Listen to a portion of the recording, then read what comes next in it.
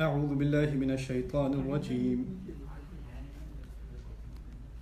فسقى لهما ثم تولى إلى الظل فقال رب إني لما أنزلت إلي من خير فقير رب اشرح لي صدري ويسر لي أمري واحلل عقدة من لساني يفقهوا قولي فالحمد لله والصلاة والسلام على رسول الله وعلى آله وصحبه أجمعين أما بعد. ایک مرتبہ پھر السلام علیکم ورحمۃ اللہ تعالیٰ وبرکاتہ.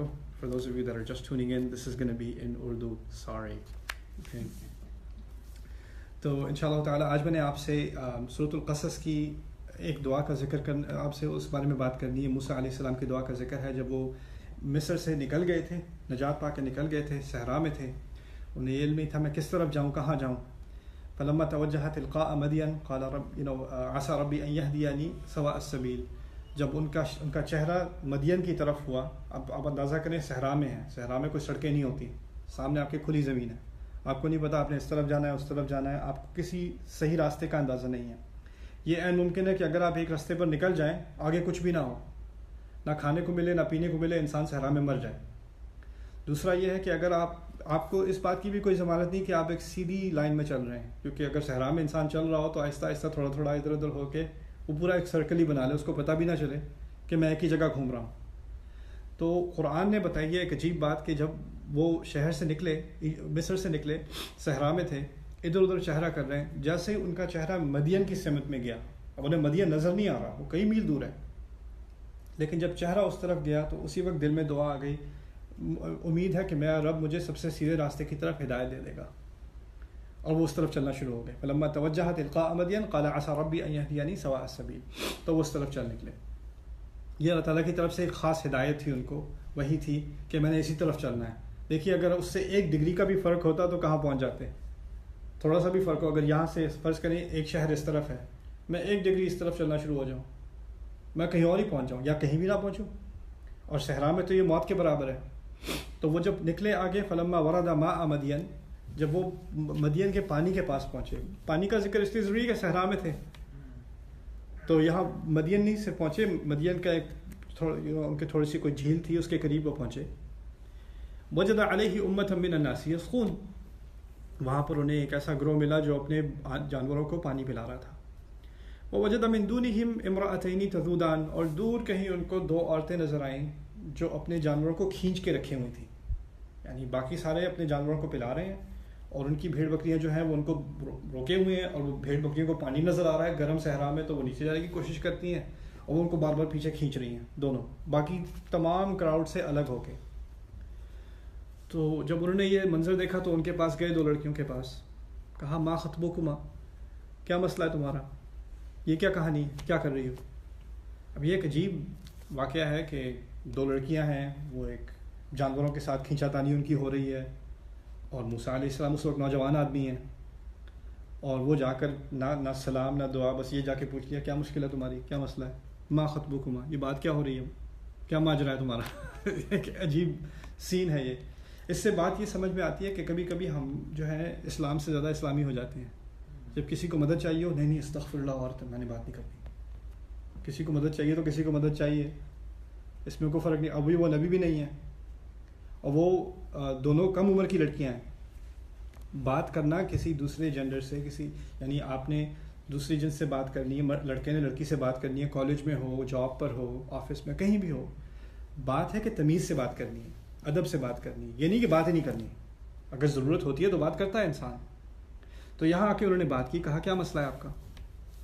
انہوں نے صاف صاف کھلا جواب دے دیا، لا نسقی حتی یصدر الرعاء وابونا شیخ کبیر، ہم اپنے جانوروں کو اس وقت تک پانی نہیں دیتے جب تک یہ تمام نیچے جو پورا جو مجمع ہے لوگوں کا، یہ سب خالی نہ ہو جائے، یہ سب فارغ نہ ہو جائے، تب تک ہم نیچے نہیں جاتے. کہنے کا مقصد یہ ہے جب ہم پہلے جا چکے ہیں اور جب ہم جاتے ہیں ہمارے ساتھ بدتمیزی ہوتی ہے، لوگ طرح طرح کی باتیں کرتے ہیں، ایک دوسرے کے ساتھ کھینچا تانی ہوتی ہے، لوگ آپس میں بالکل جڑے ہوئے ہیں، ہم اس ماحول میں اپنے آپ کو نہیں ڈالنا چاہتے. تو ہماری پریفرنس یہ ہے کہ تمام یہ سارے فارغ ہو جائیں، پھر ہم جا کے اپنے جانوروں کو آرام سے پلا لیں گے. وہ ابونا شیخ کبیر، اور ہمارے والد 2 دمانے ہیں شیخ کبیر کے، ہمارے ابو بہت بڑی عمر کے ہیں. کہنے کا مقصد ہے بوڑھے ہیں، بزرگ ہیں، وہ اب یہ کام کر نہیں سکتے. تو یہ کہنے کے بعد ہمیں اس مصیبت میں اس لیے ہم اس مشکل میں اس لیے ہیں کہ ہمارے والد اب اس کی صلاحیت نہیں رکھتے، تو ہمیں یہ کام کرنا ہے۔ دوسرا معنی اس کا یہ ہے کہ شیخ عربی میں اس کو بھی کہتے ہیں جس کا بہت بڑا رتبہ ہو سوسائٹی میں۔ تو ایک طرح سے وہ دھمکی بھی دے رہی ہیں، دیکھنا ذرا کو الٹے خیال نہ آئے تمہیں، ہمارے والد بہت بڑے شیخ ہیں، اچھا ہمارے ابو بہت بڑی چیز ہیں تو وہ یعنی وہ لڑکیاں جو ہیں وہ گھبرا نہیں گئیں، انہوں نے سیدھی سیدھی کھری بات کی۔ دوسرا ایون دو آج میں نے آپ سے بات دعا کے بارے میں کرنی ہے، ایک اشارتاً میں بات کر دوں کہ یہاں قرآن نے ایک بہت اہم صورتحال کا ذکر کیا ہے کہ کبھی کبھار ایسا ہوتا ہے کہ کسی گھرانے میں صورتحال ایسی بن جاتی ہے کہ بیٹی کو کمائی کرنی پڑتی ہے، ہوتا ہے، یہ تو قرآن میں ہوا ہے۔ اب باپ کر نہیں سکتا اور کوئی ہے نہیں گھر میں، اس کو ہی باہر جانا پڑے گا، اسی کو کمانا پڑے گا۔ ہمارے ہاں کیا ہوتا ہے کہ لوگ اس طرح کی تانے بازی کرتے ہیں، دیکھو انہوں نے تو بیٹی کو بھی کام پہ لگا دیا ہے، اس سے بھی جاب کرواتے ہیں، شرم آنی چاہیے، ویسے بہت برا حال ہے، کیا کریں آج کل کے زمانے کا۔ اچھا جی آج کل کے زمانے کی بات ہے، یہ تو قرآن کے زمانے کی بات ہے، قرآن میں یہ بات ہو رہی ہے کہ یہ وہ بھی ایسے ماحول میں۔ اب دیکھیے آپ کو جب کام ڈھونڈنا ہو تو وہ آپ پر نہیں ہوتا کہ کہاں کام ملے گا، اور آپ کی طبیعت کے مطابق وہ ماحول ملے گا آپ کو کام کا، جہاں کام ملے گا، اگر حلال ہے تو کام ملے گا تو کام ملے گا۔ اور آپ کے ارد گرد سارے صرف صالحین نہیں ہوں گے، الٹے سیدھے لوگ بھی ہوتے ہیں کام پہ، بری حرکتیں کرنے والے لوگ بھی ہوتے ہیں، اپنے آپ کو اپنی حفاظت کرنی پڑتی ہے۔ ان دو بیٹیوں کے بارے میں کیا صورتحال بتائی ہے؟ اگر وہ نیچے جاتی ہیں تو مرد بدتمیزی کرتے ہیں ان کے ساتھ، اور وہ اس صورتحال میں پھنسی ہوئی ہیں، ان کو کوئی چارہ نہیں ہے۔ اب یہ اللہ تعالیٰ نے اس لیے بتایا ہے ہمیں، اس میں اشارہ اس بات کی طرف ہے کہ کبھی کبھار یہ صورتحال ہوتی ہے، اور یہ ایک حقیقت، کئی لوگوں کی یہ حقیقت ہوتی ہے، اس میں کوئی عیب نہیں ہے۔ اور اس طرح ہمیں اپنی اگر ایسی صورتحال ہے تو ہمیں اپنی بیٹیوں کو، اپنے بیٹوں اور بیٹیوں کو اس سوسائٹی کا سامنا کرنے کے لیے تیار کرنا ہے، یہ نہیں کہ اس سے بھگانا ہے۔ دیکھیے اب انہوں نے مشکل تو ہے، اب وہ نیچے نہیں لے جا سکتی کیونکہ ان میں اتنی حفاظت نہیں ہے کہ وہ اپنی حفاظت کر سکے، اتنی قوت ان میں صلاحیت نہیں ہے، تو ٹھیک ہے اب وہ انتظار کر رہی ہیں، ان کے لیے اور مشکل ہو گئی ہے، مشکل تو انہیں اٹھانی پڑی، لیکن یہ نہیں کہ ہم پانی نہیں پلاتے، اب چھوڑو یہ کام ہی نہیں کر سکتے ہم نہ، اور یہ بھی نہیں کہ اگر وہ بعد میں جائیں گی تو اس بات کی کوئی ضمانت ہے کہ کوئی تنگ نہیں کرے گا، وہ بھی کر سکتے ہیں، لیکن جتنی حد تک وہ احتیاط کر سکتی ہیں وہ کر رہی ہیں، انہوں نے اتنا تو کر لیا۔ ما خطبكما قالتا لا نسقي حتى يصدر الرعاء وابونا شيخ كبير فسقى لهما، تو موسیٰ علیہ السلام نے آگے مزید بات کرنے کے بجائے ان کے جانور پکڑے اور وہ خود ہی ان کو نیچے لے گئے اور پانی پلا دیا، باقی سب کو ہٹا کے، وہ تو ویسے بھی سب سے زیادہ جسمانی قوت والے تھے، تو انہوں نے آرام سے سب کو وہ ہٹا کر جانوروں کو پانی پلایا، واپس لائے، جانوروں کو واپس پکڑائے، نہ کہا مجھے اس کا کوئی عرض چاہیے، شکریہ کرنے کی کوئی ضرورت نہیں، سلام دعا یہ وہ کوئی ضرورت نہیں، اور کوئی بات کرنے کی ضرورت نہیں ہے، جتنا بس ان کی نیت ہی مدد کرنا، مدد کی۔ اب مدد کرنے کے بعد ثم تولى الى الظل، پھر وہ کہیں ایک سایہ تھا، شاید کوئی درخت تھا، کوئی پتھر تھا، اس کے سائے میں جا کر پیچھے ٹیک لگا کے پھر بیٹھ گئے۔ قال ربی انی لما انزلت الی من خیر فقیر، میرے رب میری طرف جو خیر تو بھیج دے میں اس کا فقیر ہوں، میری طرف جو خیر اوپر سے نازل کر دے میں اس کا فقیر ہوں۔ فقیر عربی میں سمجھ لیے، فقیر آپ اردو میں تو سمجھتے ہیں، فقر عربی میں کہتے ہیں کمر کے ٹوٹنے کو، کمر پر اتنا بوجھ ہو کہ کمر ٹوٹنے کو آ جائے اور انسان بے بس ہو جائے، اس کے پاس کوئی قوت نہ رہے، اسے فقیر کہتے ہیں۔ فقیر کا لفظ اصل میں عربی کی اصل میں اس کا مال سے تعلق نہیں ہے، اس کا قوت ختم ہو جانے سے تعلق ہے، میرے پاس اب کوئی صلاحیت نہیں رہی۔ خیر کے یہاں معنی سمجھ لیں، خیر کے یہاں دو معنی ہیں۔ پہلا معنی میں سمجھا دوں، یا رب میں اپنا گھر چھوڑ کے آیا ہوں، جان بچا کے آیا ہوں، نہ میرے پاس ان کپڑوں کے علاوہ کوئی اور کپڑے ہیں، نہ کھانے کو کچھ ہے، اس پانی کے سوا میرے پاس کوئی پانی پینے کو کچھ نہیں ہے، نہ مکان ہے، نہ کوئی حفاظت ہے، کچھ نہیں پتا کیا ہونا ہے میرا۔ اب تو میرے رب جو بھی میری طرف مجھے بھیج دے، میں نخرہ کیے بغیر، کیونکہ وہ اب رہے ہیں، اندازہ کیجئے وہ شہزادے کی زندگی گزار کے رہے ہیں، محل میں رہے ہیں پوری زندگی، اور اب وہ صحرا میں ہیں، اور اب اپنے نام کو تو دوسرے کپڑے بھی، جوتے بھی نہیں اپنے نام کے۔ اب کہتے ہیں جو مجھے ملے گا میں نخرہ کیے بغیر، جو بھی آپ دیں گے میں تو اب بالکل ہی بے بس ہوں، میں لینے کو تیار ہوں، کوئی بھی خیر، کوئی بھی اچھی چیز، کچھ کھانے کو مل جائے، کچھ پینے کو مل جائے، کوئی سایہ مل جائے، کوئی حفاظت مل جائے، کوئی کام مل جائے، میں کرنے کو تیار ہوں۔ اب دیکھیے کہاں رائل فیملی کا ممبر اور کہاں کچھ گھنٹوں بعد یہ بھیڑ بکریاں چرائیں گے، اتنا زمین آسمان کا فرق ہے ان دونوں زندگیوں میں۔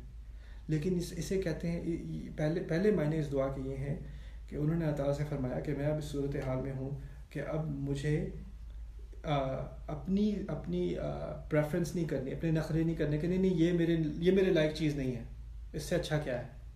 عربی میں کہاوت ہے الماشی رضی بما یرکب، جو پیدل چل رہا ہو نا اس کو ہر سواری قبول ہے.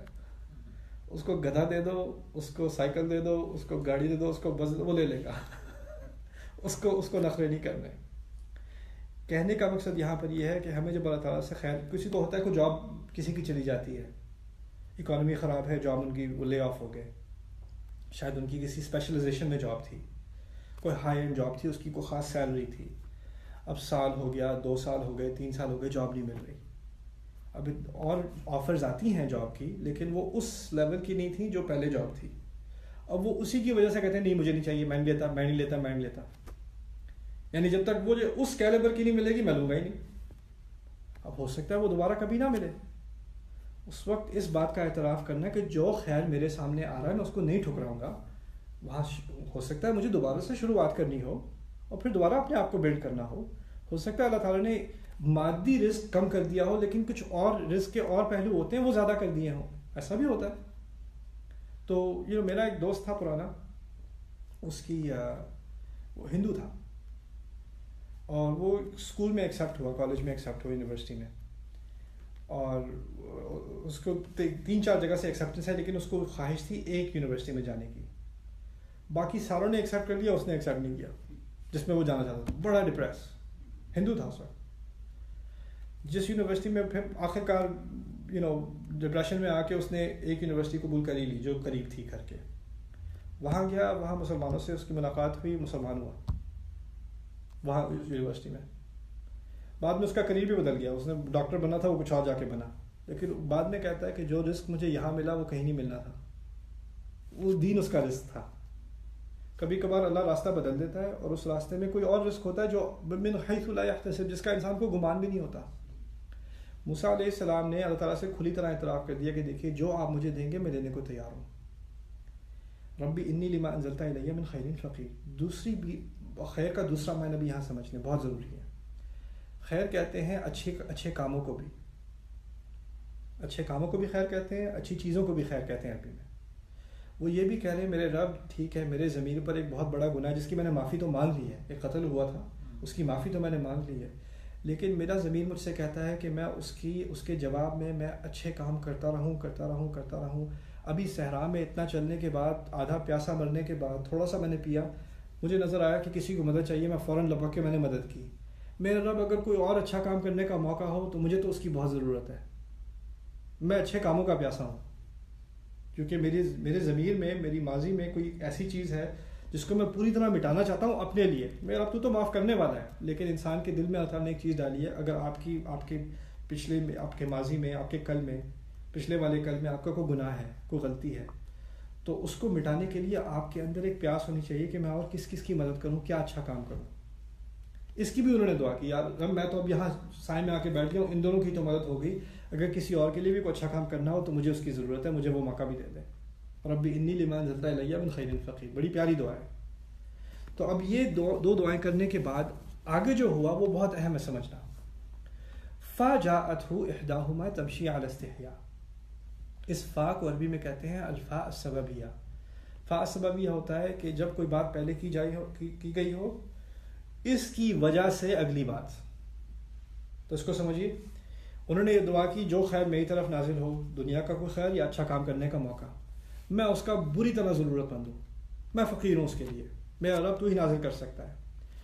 اس بات کی وجہ سے ان دونوں میں سے ایک لڑکی شرماتی ہوئی ان کی طرف آئی.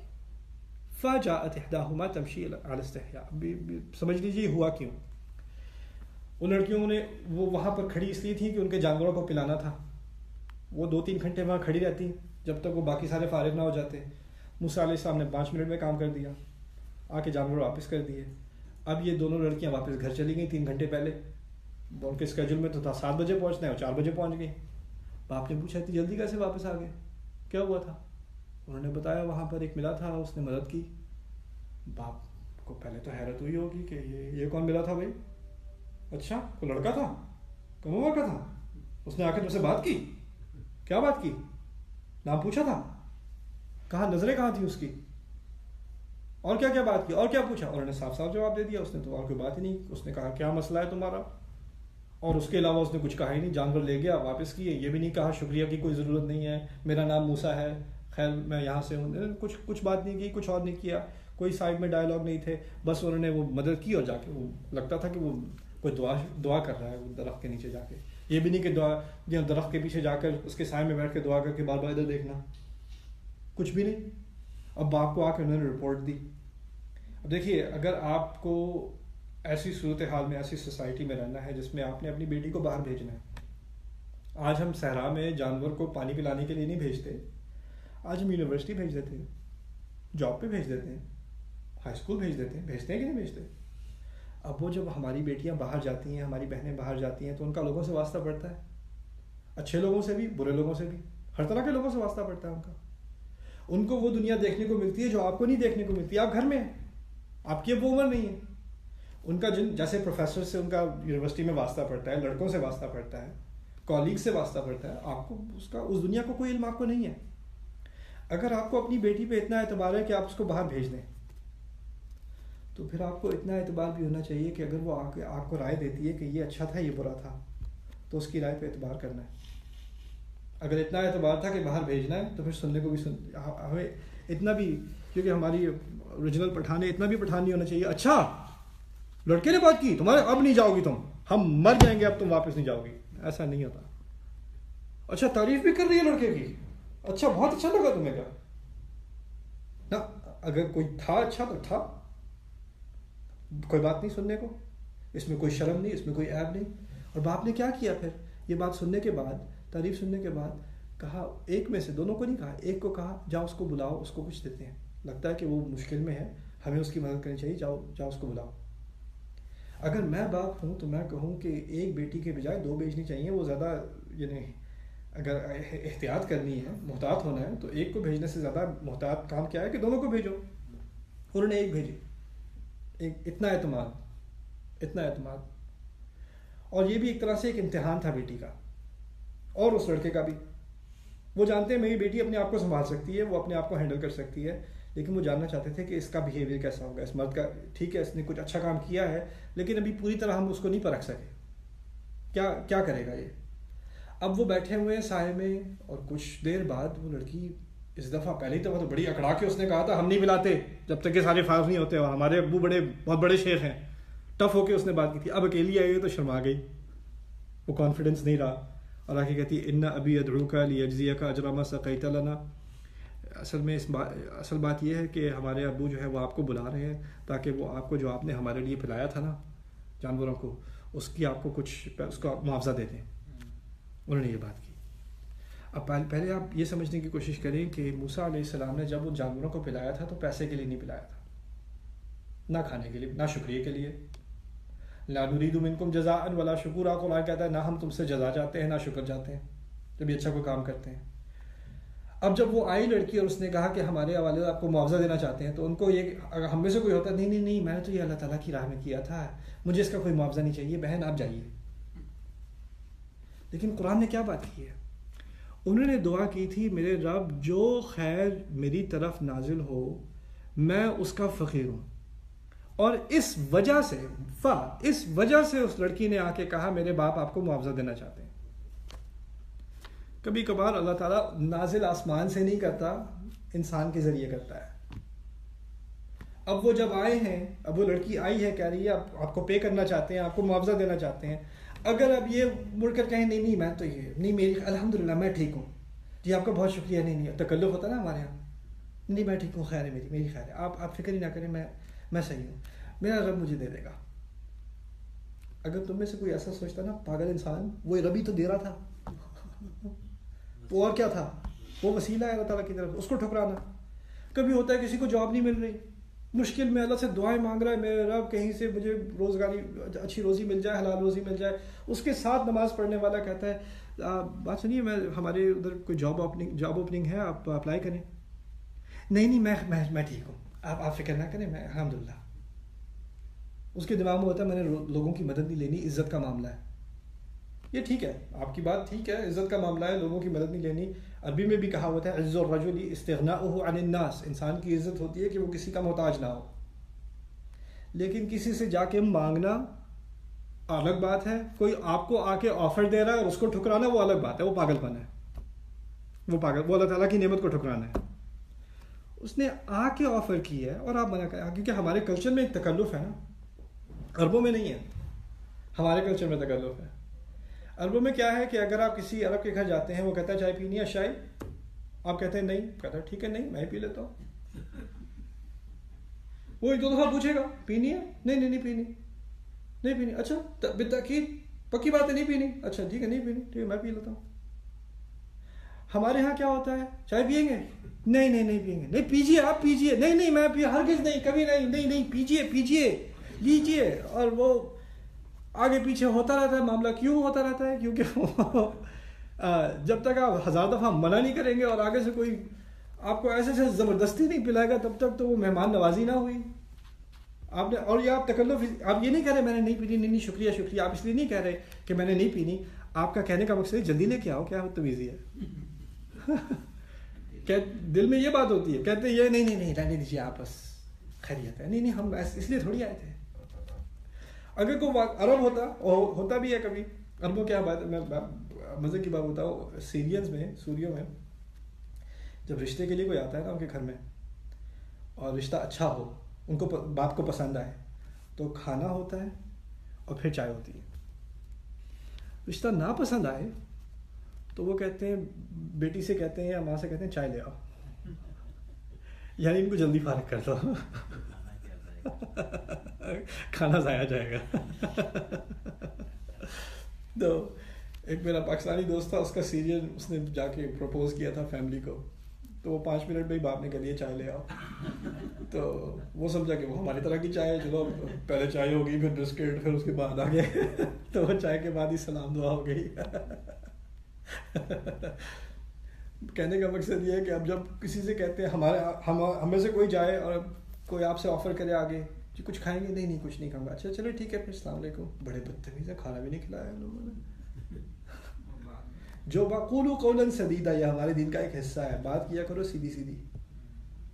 اب یہ بھی نہیں کہ کوئی چائے، ہاں چائے لیجیے لائیے، بس شکریہ، ہلکی پھلکی بات، شکریہ لے لیں، اگر لینی ہے تو لے لیں.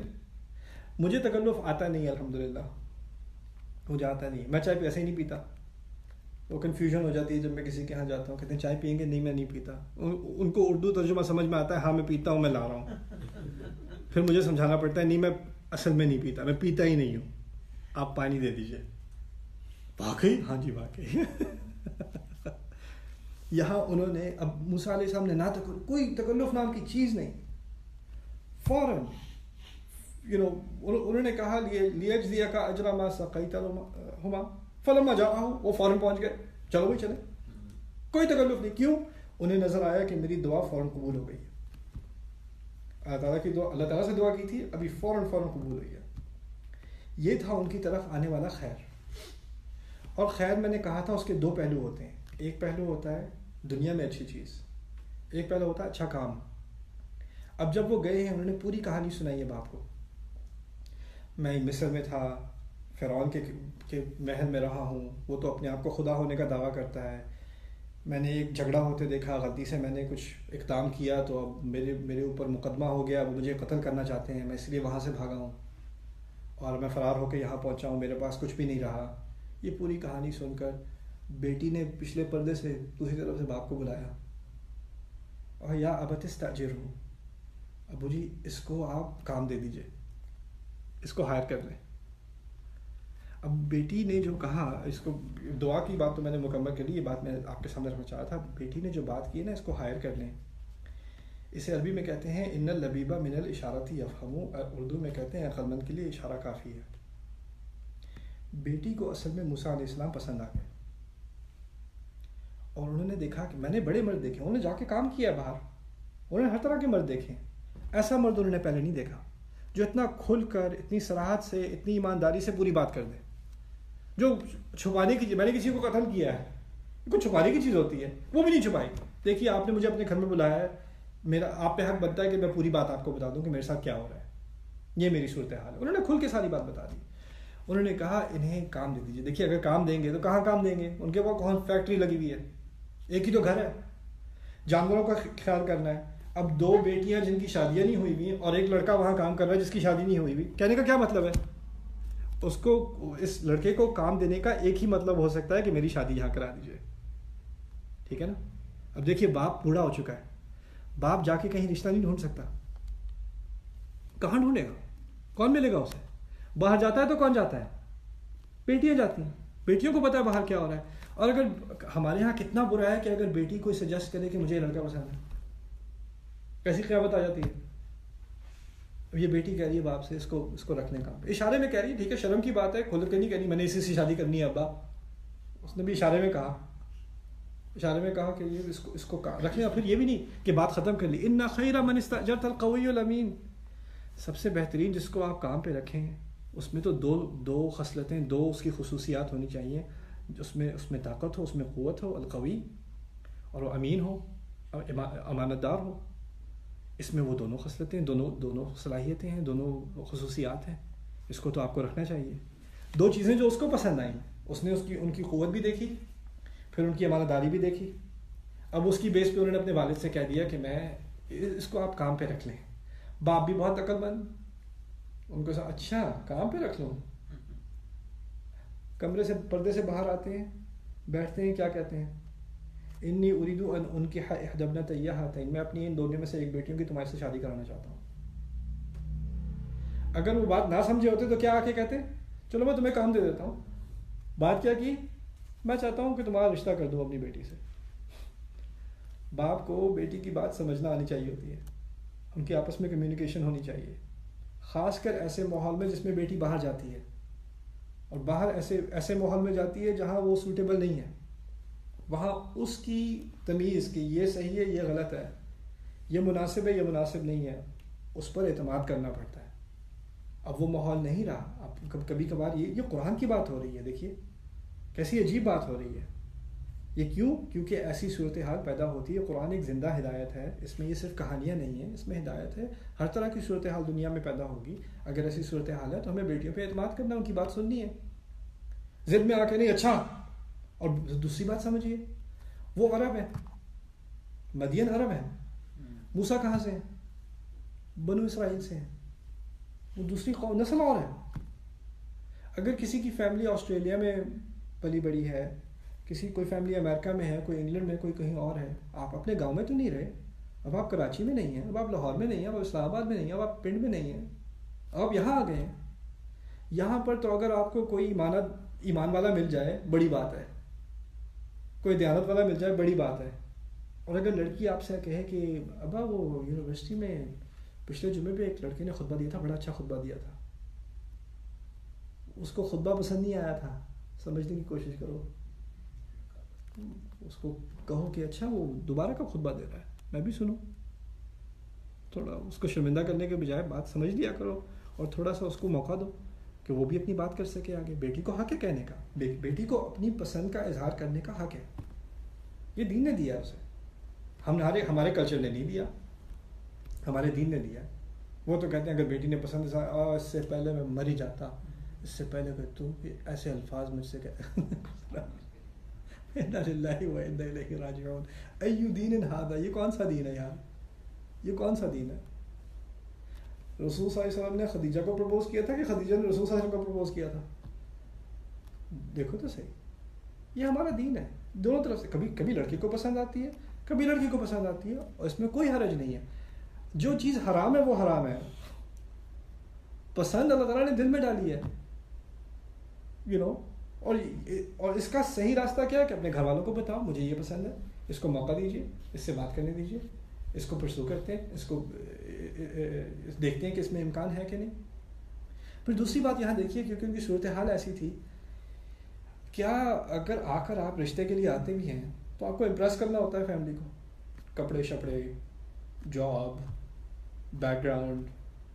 انہوں نے کیا کر ریزومے دیا اپنا, میں قاتل ہوں, فرار ہوں, گھر نہیں ہے, کپڑے نہیں ہے, کھانے کو کچھ نہیں ہے. انہوں نے کہا چلو شادی کے لیے تو تم واقعی بہت مناسب ہو.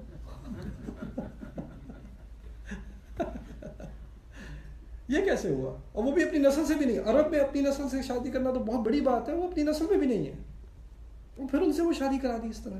کیسے؟ یہ اس وقت ہوتا ہے جب آپ ایک بات سمجھ لیں کہ اگر کردار سب سے اعلیٰ چیز ہو رشتے میں, کردار, تو باقی ساری چیزیں کم اہم ہو جاتی ہیں. پھر باپ بھی بہت آگے کی سوچ والا ہے. اس نے سوچا کہ اگر میں اپنی ایک بیٹی سے اس کی شادی کرا دیتا ہوں تو ایک تو معاش کا مسئلہ حل, جانوروں کی دیکھ بھال, گھر کی حفاظت, پتہ نہیں 2 بیٹیاں بھی جو جاتی ہیں ہر دفعہ خطرے میں ہوتی ہیں, اب وہ مسئلہ حل. اب مجھے 8-10 سال مل گئے کہ میں دوسری بیٹی کے لیے بھی کوئی رشتہ ڈھونڈ لوں, کیونکہ اگر میری ایک بیٹی کی شادی ہو بھی جاتی کہیں تو وہ اپنے گھر چلی جاتی, اگر وہ اپنے گھر چلی جاتی تو پیچھے ایک بیٹی رہتی. اب ایک بیٹی بیچاری اکیلی جا رہی ہے کام کرنے, وہ مزید خطرے میں ہے. ہر طرح کی مشکلیں تھیں نا.